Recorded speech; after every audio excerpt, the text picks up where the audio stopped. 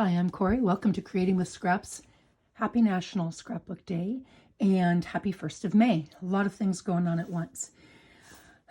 This is me. I make lists and then I squirrel. And that is once again what has happened. I had intended to show you the 6x6 album today, but instead I kind of did something else. And I told some folks that I would do a updated Scrapbusters idea book. And as I thought about it and as I prepared for it, I realized I had sold a scrapbook idea book to a lady who was supporting my readers. And I'm going to do it a little bit differently than that, because even though I've shown that here, and you can certainly follow along and copy and make it, what I want to do here is not compete with or, I don't know, I don't want it to be exactly the same. So I'm going to change it up a little bit. And the way I've decided to do it is a page a day in May. Now, I haven't created the book yet, because what I would like to do here is create the pieces, and then towards the end of the month, we'll put the book together. And these are going to be these Scrapbusters. And you can use it just like we did flips, flaps, and folds, tabs, tags, and tucks. It's going to be a little idea book with just Scrapbuster items, kind of like the journal I did for the lady and the one that I shared with you folks. So because I've got like 30 something pieces on here, more than the 31 days that May has, I'm going to do a couple a day, and then towards the end of the month, we'll put them all together in some kind of a journal, which leads me to the next piece. I have told you guys that I'm going to do a journal with the Stamperia paper, and it's going to be just focused on that Stamperia paper, and then just, coffee dyed vellum or tracing paper and coffee dyed paper and regular things that we have in our stash. And that's going to also take place in May, so they'll be simultaneous, because the Scrapbuster items are going to be really quick. They're going to be super quick videos. So once or twice a week, I will also do the Stamperia Forest book. Then, beginning June 1st, I am going to do a mini a month.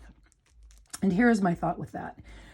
I like making mini albums. A lot of people like making mini albums. And if you're anything like most junk journalers, you've got a big list in your head of things that you'd like to make, of different topics. And just, off the top of my head, I have a list, but, maybe I want to make my daffodil book. And that's going to probably be the first one that we do. That'll be the June mini book. And I've wanted to make a sewing book for years, since I first saw Mrs. Cog's video on a sewing book. And I've wanted to do one around, my favorite books and some of my favorite memories and my bucket list items and, maybe favorite critters or something along those lines. But anyway, I've got a long list of mini albums that I'd like to make at some point. And what I thought I would do is do one a month. And they won't all be the same. They won't all use the same format. They probably won't even be all the same size, because, I like to mix things up. And at the end, I've got an idea for a box or a shelf or a house that we can put all of our mini journals in. So there'll be different heights and different colors and different styles and stuff, but then you'll have the option, I should say, of storing them together. And what I'll do is, like I said, I've got it in mind what I want that to be, and I will build them, and I'll show you guys how to build them. So if you choose to build them, you can, or you can purchase them, whichever you want. So you'll have options. Basically, if you want to play along with me, you'll have options, and I'll have a theme each month. So my theme for June is favorite flower, and daffodil is my favorite flower, and I've long wanted to make a daffodil journal, so that'll be what I'm doing. And because I've collected a huge variety of daffodil type products from a variety of people, I've got some cross stitch, I've got some needlepoint, I've got some watercolors, I've got a variety of things. That first album in June is going to be a standard card size, which is 4 1/4 by 5 1/2. And it's just an 8 1/2 by 11 piece of paper, cut in half and folded over. So it's still a mini, but it's not as mini as this, but it's not a standard size journal. And again, we probably will make some like this, and we'll probably make some in between, and bigger and wider and longer, and maybe a square or what have you. But they'll all be mini journals, so it'll be a mini a month. And again, for the first month, June, if you're wanting to think, I am going to do this size. But whatever project I do, whatever binding I do, whatever format I use, hardback, softback, fabric, card, whatever, it will be easily changeable to whatever you want to do. So you can follow along or not, or just make journals or what have you. That begins June. Today, what I'm going to do is I am going to start show you the first two on my list of Scrapbuster items, a journal card and a cluster, and those are super broad. So I'll go over that real quickly. But also, I had asked if you guys would be interested in purchasing, if I should put these in my Etsy shop, and I got some interest. So my squirrel was, I started cutting out and making more of these, and I've got a whole bunch prepped and ready to go for more journals. So what I'm going to do is tomorrow morning, which is Sunday, May 2nd, I will load whatever I've completed in my shop, my Etsy shop, and I'll link that below. These two will for sure be for sale, and the one I'm almost done with will be one that I give away. And then whatever else I complete, I'll put in the shop, and whatever I don't, I don't. And cost on these, and this is going to sound insane because it sounds insane to me, but there's a rationale for it. So I told you I was going to load, and I have about 50. I've got a stack of card that I got at a thrift store. So I'm going to do, I have enough product for 50 of the 2 for $5 envelopes. So you'll get 2 pieces, 2 Scrapbuster items for $5. And it will include, these aren't completed, I'll show you that in a minute, but it will include a cluster, which is one of the things we'll be making today, or I'll show you today, a cluster, and then another Scrapbuster item, plus some kind of a base. So maybe a tag or an envelope or a frame, or I don't know, some kind of a base for the cluster. I won't attach the cluster to the base so that if you don't want to use it that way, you certainly don't have to, but you'll have that option. So the 2 for $5 envelopes, and again, I would really appreciate it if everybody that is interested would just purchase one so that people who want one can get one, but you know. So those I will list tomorrow morning also. When I list the journals, and I'll list whatever journals I've got ready except for the one that I'm giving away. And I was going to say something else and I lost my train of thought. Oh, and those 2 for $5 envelopes will have a Scrapbuster, a cluster, and a journaling base. Okay, so that's creating with scraps, my Etsy shop. That's this done and told you. So now our May project, a page a day in May.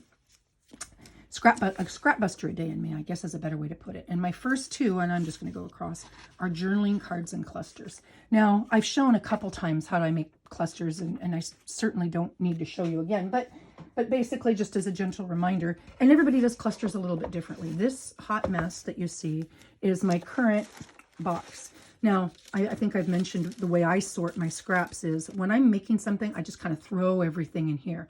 And then at the end of my creative time, I'll take all these and I'll sort them into my other bins based on what kind of scraps they are. But while I'm working, I just kind of pull from this. And there are actually sections here, but it just kind of piles up.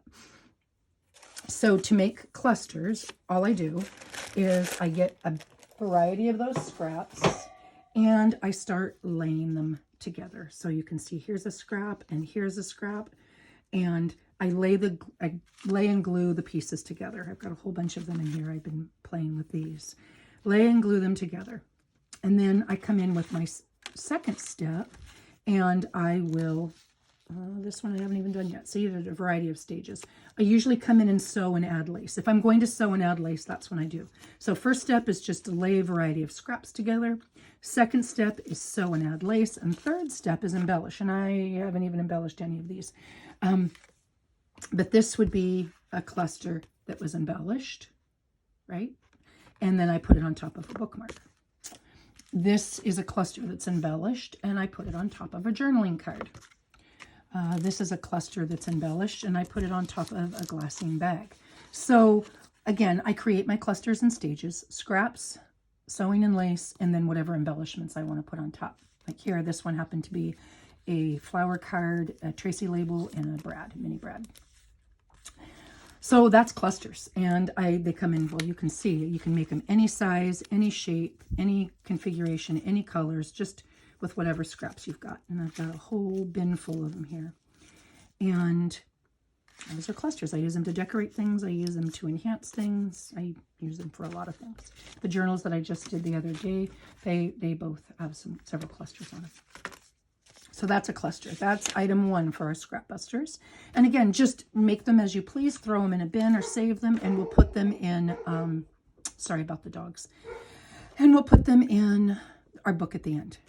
So that's clusters. Journal cards. Now, journal cards are probably one of the most versatile things that you can do as a junk journaler. This bookmark also can act as a journaling card because it's light on the back and you can write on that. This one, just some Braille paper, is a whole big journaling card. And you can make them any size, any shape. This journaling card is just a digital, where I have put a whale tab at the top and flip it over, and some coffee dyed backing paper to make a journaling card. This is just an index card that I tore out of a book, coffee dyed, and that's a journaling card. This back here is just kind of a, I didn't put any lace on that, I'll have to do that. This is just kind of a fold over piece of paper. It's also a journaling card. So a journaling card is just basically, at least in my definition, here you go, here's one, anything that you can write on. So I would take this, and there's lots of writing place, and I would tuck it in a pocket. I just sewed a little tiny bit of lace on that. I do that pretty frequently. So journaling card is, again, just anything that you can, here you go, here's one, you can write on. Here's a journaling card. This is, let's see, a flip-up journaling card. So those are the first two of our Scrapbuster items, journaling cards and clusters. Okay, so when you have time, if you're wanting to follow along, make some journaling cards, make some clusters, and we'll tuck them in our book at the end. All right, if you've got any questions, comments, please feel free to leave them below. And on Monday, I will, if you're choosing to purchase one of these journals, oh, I told you, I got sidetracked.